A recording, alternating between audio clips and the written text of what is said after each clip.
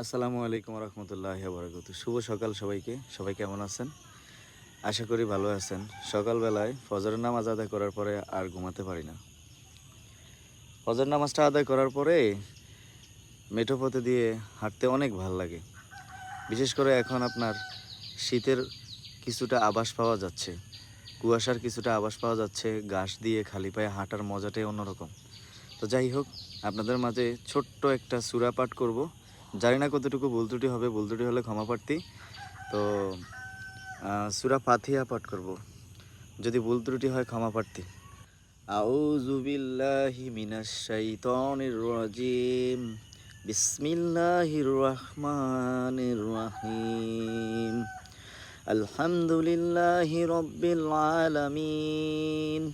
আর রহমানির রহিম মালিক ইয়াউমিদ্দিন। ইয়াকা না'বুদু ওয়া ইয়াকা নাস্তাঈন।